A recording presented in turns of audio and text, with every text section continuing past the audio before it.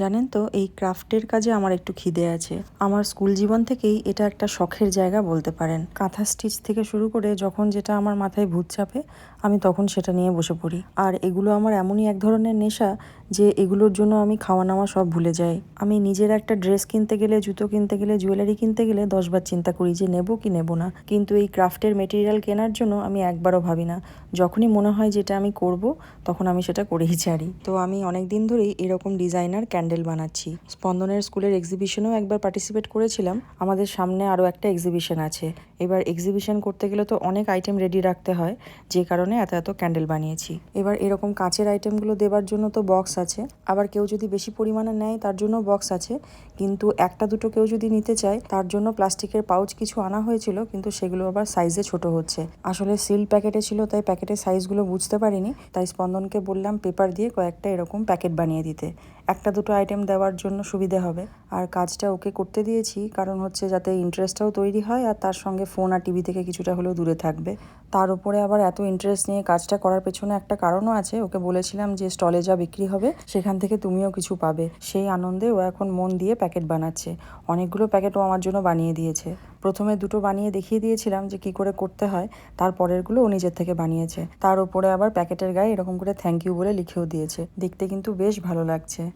আমাদের এই এক্সিবিশনটা ছিল দুবাইয়ের একটা শপিং মলের ভেতরে। এর আগে স্পন্দনের স্কুলে একবার খাবারের স্টলও দিয়েছিলাম, সেখানেও খুব ভালো রেসপন্স পেয়েছিলাম। তার সঙ্গে ওদের স্কুলে ক্যান্ডেলের এক্সিবিশনও হয়েছিল, সেখানেও স্পন্দন সমস্ত ক্যান্ডেলই প্রায় বিক্রি করে এসেছিল। তার ভিডিও আমি শেয়ার করেছিলাম, আপনারা হয়তো দেখে থাকবেন। তবে দুবাইতে খাবারের স্টল দেওয়াটা কিন্তু বেশ চাপের, যেহেতু খাবার তাই অনেক রকম রেস্ট্রিকশনস থাকে।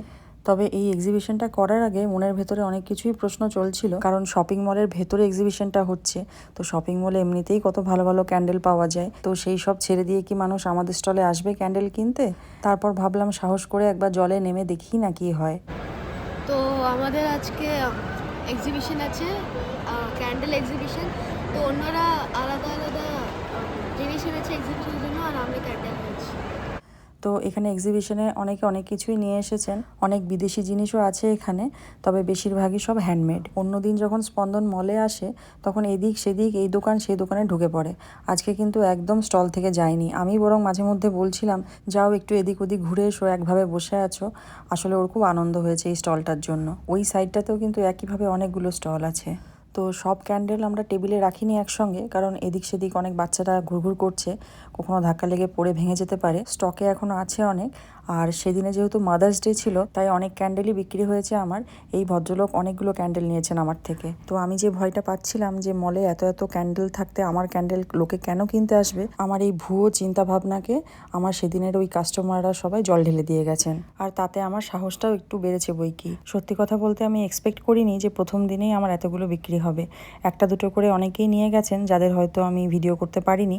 আর সেই দেখে স্পন্দনের ফুর্তিও কেমন বেড়ে গেছে দেখুন, আমাকে কিছু করতেই দিচ্ছে না। আইটেম প্যাক করা থেকে শুরু করে টাকার হিসেব সব ওই কিন্তু সামলাচ্ছে। যাই হোক, আমরা তো খুবই এনজয় করেছি। দেখা যাক আবার কবে সুযোগ পাই এরকম এক্সিবিশন করার।